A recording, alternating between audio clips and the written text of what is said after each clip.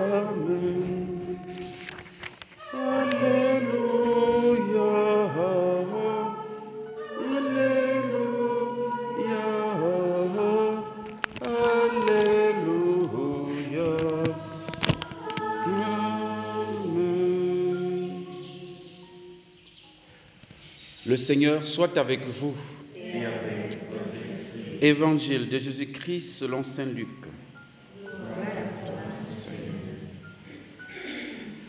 Un jour de Shabbat, Jésus était entré dans la maison d'un chef des pharisiens pour y prendre son repas, et ces derniers l'observaient. Jésus dit une parabole aux invités. Lorsqu'il remarqua comment ils choisissaient les premières places, il leur dit: quand quelqu'un t'invite à des noces, ne va pas t'installer à la première place, de peur qu'il ait invité un autre plus considéré que toi. Alors celui qui vous a invité, toi et lui, viendra te dire: cède-lui ta place. Et à ce moment, tu iras plein de honte prendre la dernière place. Au contraire, quand tu es invité, va te mettre à la dernière place. Alors, quand viendra celui qui t'a invité, il te dira: mon ami, avance plus haut. Et ce sera pour toi un honneur aux yeux de tous ceux qui seront à table avec toi. En effet, quiconque s'élève sera abaissé, et qui s'abaisse sera élevé. Jésus disait aussi à celui qui l'avait invité: quand tu donnes un déjeuner ou un dîner, n'invite pas tes amis, ni tes frères, ni tes parents, ni des riches voisins. Sinon, eux aussi te rendraient l'invitation, et ce serait pour toi un don en retour. Au contraire, quand tu donnes une réception, invite des pauvres, des estropiés, des boiteux, des aveugles. Heureux seras-tu, parce qu'ils n'ont rien à te donner en retour. Cela te sera rendu à la résurrection des justes. Acclamons la parole de Dieu.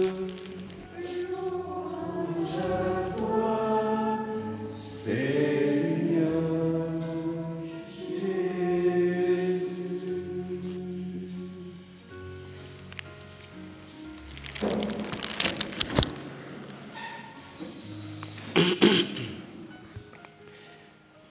L'évangile que nous avons aujourd'hui, enfin les textes en général, que ce soit la première lecture, le psaume, comme en passant par la deuxième lecture et l'évangile, sont d'une actualité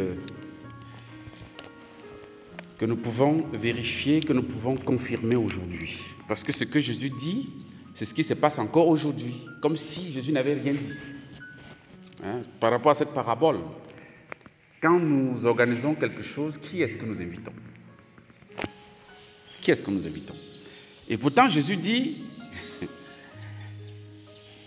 n'invite ni tes amis, ni tes frères, ni tes parents, ni des riches voisins. Est-ce que nous écoutons ce que Jésus nous dit? Est-ce qu'aujourd'hui, on peut se dire que cette parole a fait son chemin dans notre vie?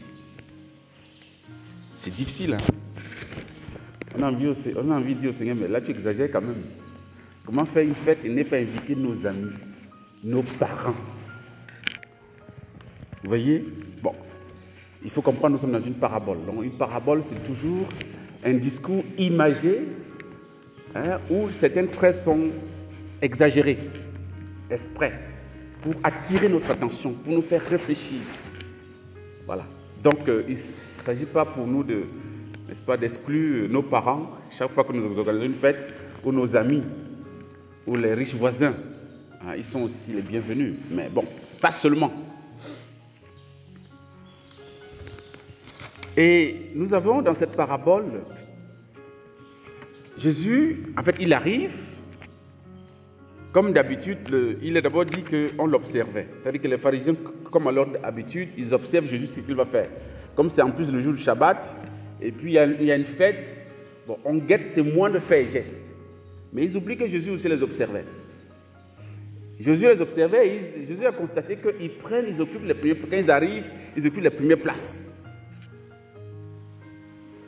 Et sur ce, Jésus a saisi l'occasion pour dire, d'accord, ok, je vais être le premier à agir aujourd'hui. Et puis, il donne cette parabole. Quand on t'invite, ne va pas t'asseoir à la première place. Choisis la dernière place pour que celui qui t'a invité, quand il va constater que tu es au fond là-bas, il va venir te chercher pour, n'est-ce pas, te faire venir devant. Pour toi, ce serait un honneur que de subir l'inverse. Parce que si tu t'assois devant alors que tu as pris la place d'un plus grand que toi, d'un plus considéré que toi, on va te virer. Et puis devant tout le monde, c'est pas gentil, c'est pas gai. Vous voyez, c'est-à-dire sur le plan pratique, sur le plan, j'ai envie de dire sur le plan du bon sens, c'est parfaitement ça. Et Jésus ne s'occupe pas seulement des invités, il s'occupe aussi de l'inviteur, de celui qui a organisé la fête. Toi aussi, quand tu organises la fête, n'invite pas seulement tes amis. Bon, il n'a pas dit seulement, il a dit n'invite même pas tes amis, tes parents et autres. Mais invite qui? Invite les pauvres, les estropiés. Invite les infirmes. Invite les aveugles. Ça, aveugle, là, ça m'intéresse. Parce que aveugle, il ne sait même pas qui l'invite. Donc après même, sur le chemin, il ne va pas te reconnaître. Parce qu'il ne te voit pas, il ne sait pas qui tu es. C'est beau ça. Et c'est ce que le Seigneur nous invite à faire. Il nous invite à choisir d'aimer ce qu'on aime le moins. Parce qu'en fait, c'est ça en fait. Pour nous, ce n'est pas au-delà de l'invitation. Parce que l'invitation traduit une affection, traduit une manière d'aimer, une manière d'être. Comment nous aimons, en fait? Qui est-ce que nous aimons le plus? On aime naturellement nos parents. On aime naturellement nos amis. On aime naturellement, voilà, nos bienfaiteurs. C'est pourquoi je ne dis pas des riches voisins. Il précise riches voisins pour dire, bon, voilà, quand il en a certainement beaucoup, il nous file un peu. Voilà. Donc on aime les bienfaiteurs, on aime ceux qui nous donnent. Ça, c'est le penchant naturel. Mais Jésus dira, et vous vous souvenez très bien sur le discours qu'il prononcera sur la montagne dans Matthieu 5, 6 et 7, il dira, mais si vous aimez seulement ceux qui vous aiment, si vous faites du bien seulement à ceux qui vous en font, qu'est-ce que vous faites, n'est-ce pas, d'extraordinaire? Les païens, donc ceux qui ne connaissent pas Dieu, font pareil, parce que ça rentre dans en fait, la norme, dans ce qui est naturel. Or, en tant que chrétien, vous avez en partage avec Dieu la vie surnaturelle. Vous avez le ciel avec vous. Vous êtes concitoyens du ciel. Donc, vous devez avoir un comportement sur la terre qui signifie ce que vous êtes, en plus d'être simplement un homme ou bien une femme. Donc, si vous faites comme tout le monde, il n'y a pas de différence entre vous. Or, par la foi en Dieu, par le fait que vous êtes chrétien, vous avez quelque chose en plus et que vous devez manifester pour témoigner aux autres que vous n'êtes pas seulement des êtres humains au niveau horizontal, mais vous avez aussi une dimension verticale, c'est-à-dire vous êtes tourné vers Dieu. Parce que vous êtes enfant de Dieu, vous êtes fille de Dieu, vous êtes fils de Dieu. Et donc, c'est pourquoi il dira, n'est-ce pas, dans ce texte de Matthieu 5, il dit, aimez vos ennemis, souhaitez-leur du bien. Exactement comme ici. Tu veux inviter, mais invite ceux qu'on invite le moins. Invite ceux dont on ne s'occupe même pas. Quand ils arrivent même parfois dans les réceptions, parfois ils arrivent, on les invite. On ne les a pas invités, hein, les estropiés, les pauvres, les machins, tout ça. Là. En fait, ils arrivent comme ça parce qu'ils ont faim. Bon, ils trouvent qu'ils entendent le bruit, la musique là-bas, chez le voisin. Eux aussi, ils s'amènent. Bon, parfois, on les voit, ils n'osent même pas trop approcher parce que bon, ils ne sont pas invités. Et en général, on les laisse là-bas. Et bon, quand il y a un reste, on dit, bon, envoyez le panier là-bas. Ce n'est même pas les assiettes, on envoie le panier. C'est-à-dire que le reste, ou bien la bassine du riz, On les envoie ça là-bas, bon, débrouillez-vous là-bas. C'est ce que nous faisons, malheureusement. Oh, ce n'est pas chrétien. Si je m'en tiens à ce que le Christ nous dit aujourd'hui, ce n'est pas ça qu'il attend de nous. Il attend de nous que nous fassions l'inverse de ce que la normalité demande, de ce que notre nature exige. Parce que nous sommes, par la grâce du baptême, par notre foi en Jésus, nous sommes habités par autre chose.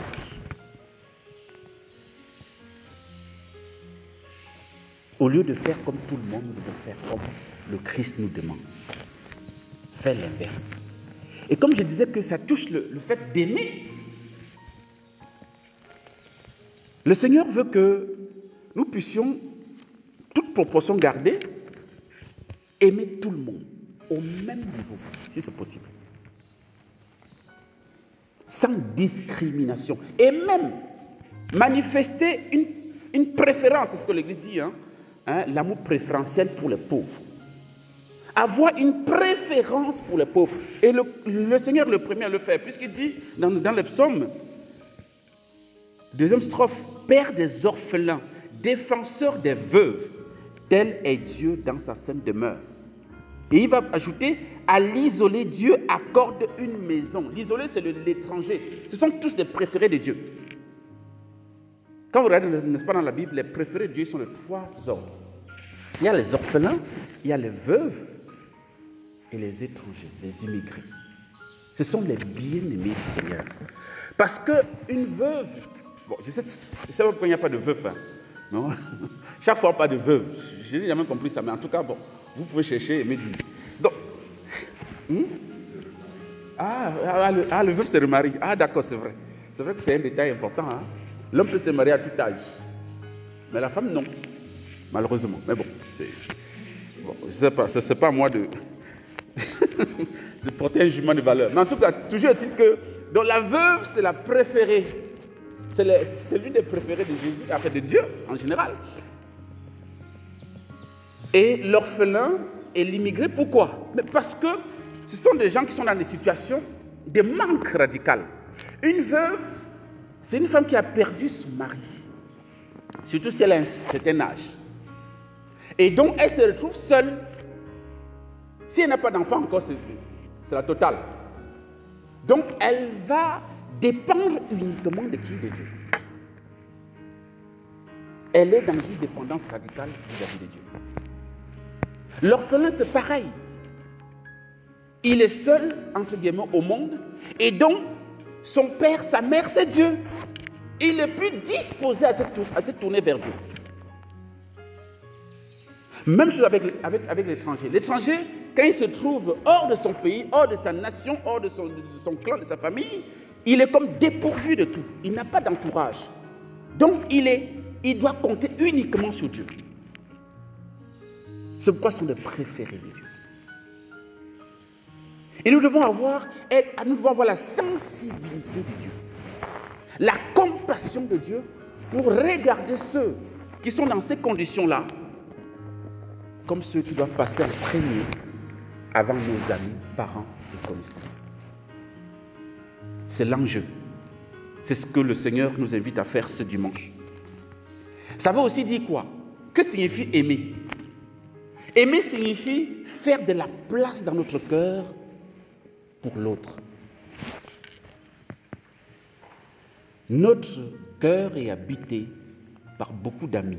C'est normal, c'est pas mauvais. C'est habité par beaucoup de parents. C'est normal. C'est habité par des bienfaiteurs, des riches voisins. C'est normal aussi, c'est pas mauvais. Mais est-ce qu'il y a une place pour les pauvres dans notre cœur? Est-ce que nous sommes hospitaliers ou hospitalières à l'égard de ceux que Jésus appelle aveugles, estropiés, boiteux et pauvres? Est-ce que nous faisons la place dans notre cœur pour les exclure de la société, pour les délaisser de la société? Parce que si nous ne le faisons pas, qui le fera? qui le fera? Nous sommes la continuation de Jésus sur la terre. Et si nous sommes aussi comme les autres, c'est foutu. C'est foutu. C'est comme si l'évangélisation s'arrêterait.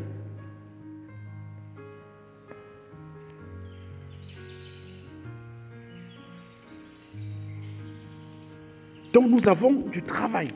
Nous avons à nous convertir. Et cela passe par l'humilité. Nous avons entendu que, voilà, même le fait de ne pas choisir les premières places, c'est le fait d'être humble. C'est choisir la dernière place pour que, voilà, en fait, la place qui est la nôtre. Parce que choisir les premières places signifie quelque part que on n'est pas n'importe qui. Nous, on se dit à nous-mêmes, nous, on n'est pas n'importe qui, donc on doit choisir les premières places. Vous avez, je ne sais pas si vous avez remarqué ça, mais moi j'ai remarqué que lorsque on a une réception, bien une invitation, les gens qui arrivent, les invités qui arrivent, ils s'arrachent à ce que celui qui les a invités, n'est-ce pas, le voit, bien le voit. C'est-à-dire, il doit se débrouiller pour qu'il sache qu'il est arrivé. De manière à ce que si sa place était réservée, quelque part, il faut qu'on le conduise là-bas. En fait, c'est parce que si vous avez... Moi, j'ai remarqué ça en tout cas. J'ai remarqué ça. Voilà, il faut qu'on soit au courant que, voilà, j'étais là. Mais attends. Mais reste au fond. Même si la personne qui t'a invité ne sait pas que tu as été là, c'est pas grave. Dieu est au courant que tu as été là. Point final. Et tu pourras dire plus tard, quand la personne va dire, mais attends, mon frère, je ne t'ai pas vu l'autre jour, pourtant je t'avais invité, mais j'étais là, mon frère, j'étais là. Mais tu étais où? Mais j'étais là, t'inquiète pas. Tu peux te renseigner à mes voisins, ils vont te dire. Pourquoi nous ne pouvons pas nous comporter comme ça? Mais on veut toujours qu'on soit au courant que non, comment on est arrivé. Bon, surtout que si on a un poste important dans la société, alors là, encore, ça vaut la peine de se montrer. Or, la première lettre qui nous dit, plus tu es grand, plus il faut t'abaisser.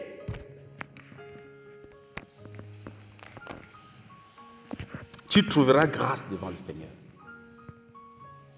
Donc, si tu es le président de la République, là, il faut davantage chercher à servir plutôt que de te prévaloir de ton titre. Bon, ça, c'est à tous les niveaux. Hein. Moi, je ne veux même pas dire supérieur communauté parce que je ne veux pas me faire taper sur le doigt ici. Mais en tout cas, à tous les niveaux, on doit, plus tu es grand, plus tu as un poste de responsabilité, plus tu as je ne sais pas, un grand poste, plus tu dois t'effacer devant les autres. Et là, tu trouveras grâce devant Dieu. Mais pourquoi? Mais parce que Jésus a fait exactement pareil. Et c'est la clé. Jésus, de Dieu qu'il était, en fait, il ne change pas, il reste Dieu, mais il a accepté de s'abaisser, de devenir homme, de devenir créature. J'aime souvent dire, c'est sûr que avant l'incarnation, lorsque les hommes ont péché, Adam et Ève ont péché, et puis avec la clique, il y a eu un conseil divin. Hein, le Père, le Fils et le Saint-Esprit sont réunis. Ils ont dit, on fait comment? Qu'est-ce qu'on fait? Parce que ces gens-là, est-ce qu'il faut les exterminer et puis c'est babasta? Ou bien qu'est-ce qu'il faut faire? Parce que là, on a envoyé Moïse, ça n'a pas marché. On a envoyé Isaïe, ça n'a pas marché. On a envoyé Élisée, ça n'a pas marché. Personne ne veut, voilà, ils ne veulent pas se convertir. On fait comment? Qu'est-ce qu'il faut faire? Est-ce qu'il faut les terrasser et reprendre? Ou bien on fait comment?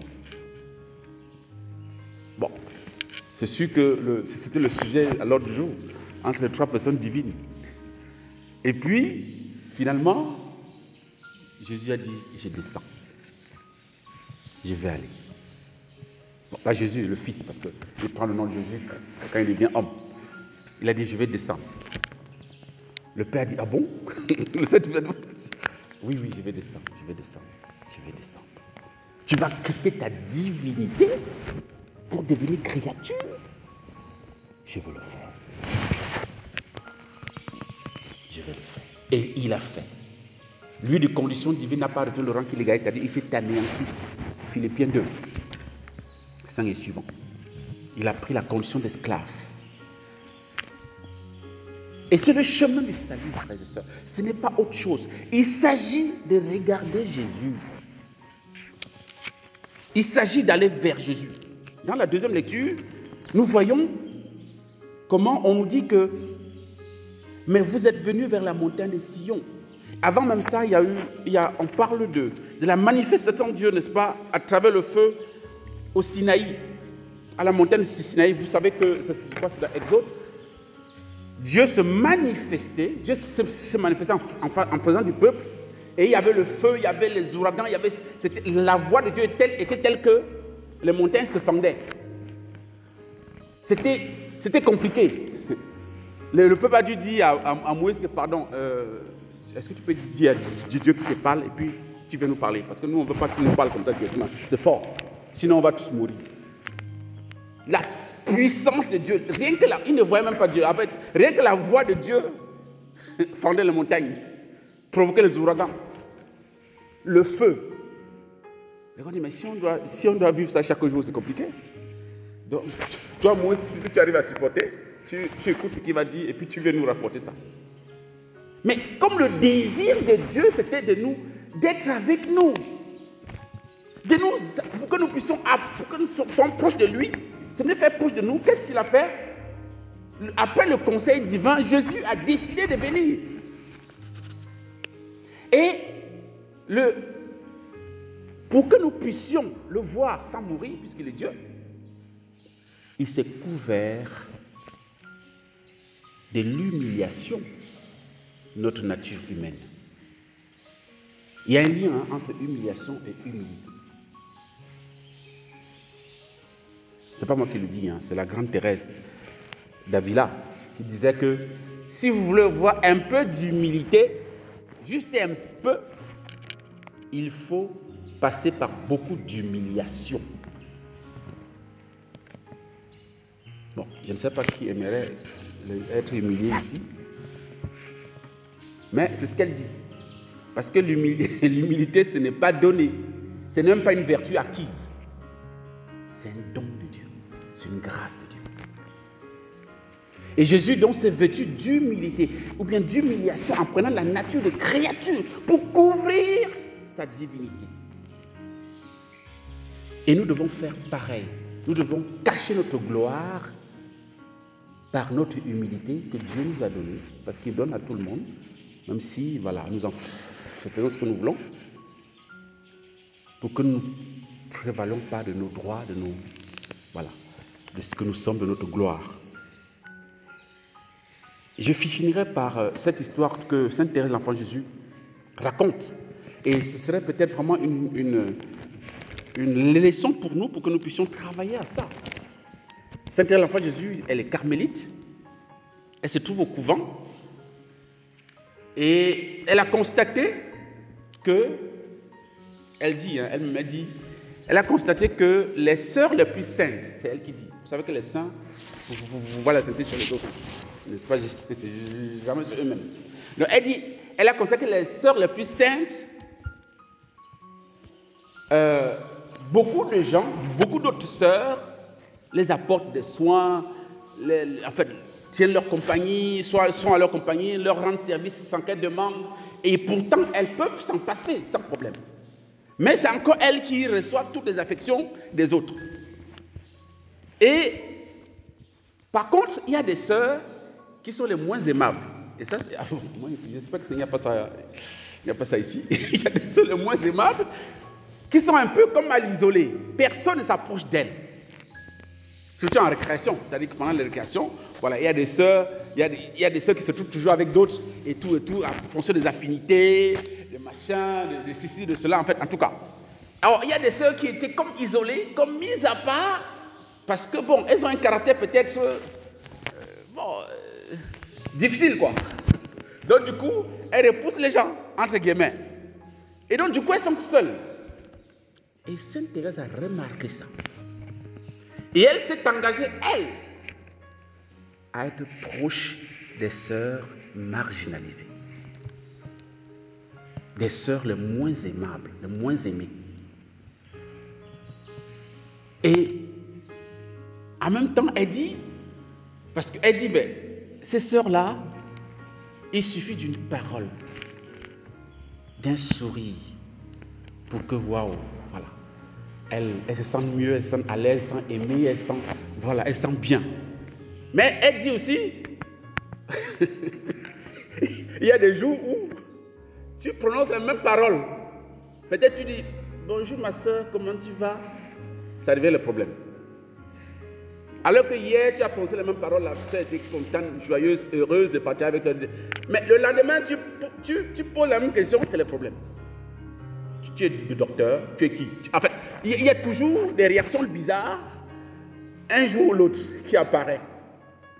Mais elle dit, en fait, elle va continuer d'aimer tous les sœurs, et spécialement les moins aimés, ou les moins aimables, non pas pour elle-même, mais pour réjouir Jésus.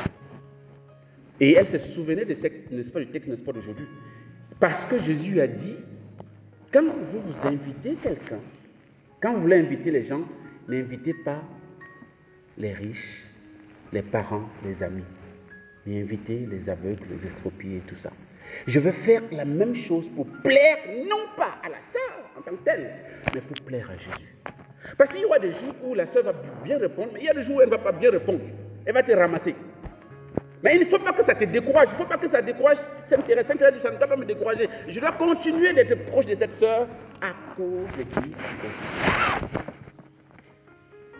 Si nous pouvons apprendre à l'école de Sainte-Thérèse la même chose. Essayez de faire ce que tout le monde fait pour plaire à Jésus. Et comprenons que Sainte-Thérèse, quand elle le dit, il faut bien comprendre que Sainte-Thérèse est dans une situation assez particulière. Elle est au Carmel avec 3 de ses sœurs. Comme on dit chez nous, même père, même mère.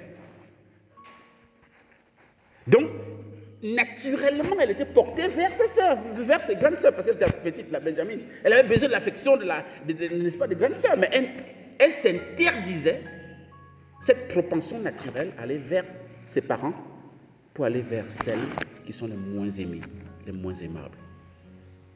Voilà ce à quoi le Seigneur nous invite. Et pourquoi il nous invite à faire ça? Parce que nous-mêmes, on n'est pas digne de venir à son repas. On n'est pas digne de venir à sa réception, à la messe. Personne n'est digne. Personne. S'il fallait que le Seigneur regarde notre tête, notre santé, en fait, notre sainteté, notre situation sociale et tout ça, personne ne viendra à la messe. Personne. Personne ne peut communier. Mais c'est parce que nous sommes ce que nous sommes. Nous sommes des pauvres. Nous sommes comme des orphelins. Nous sommes comme des veuves. Nous sommes comme des estropiés. Nous sommes des pauvres. Que le Seigneur dit, venez. Je suis doux et humble de cœur. Nous l'avons entendu dans n'est-ce pas, l'Ancien de l'Évangile. Prenez sur vous mon joug, dit le Seigneur. Devenez mes disciples, car je suis doux et humble de cœur. Jésus ne vient pas nous condamner, il vient nous sauver.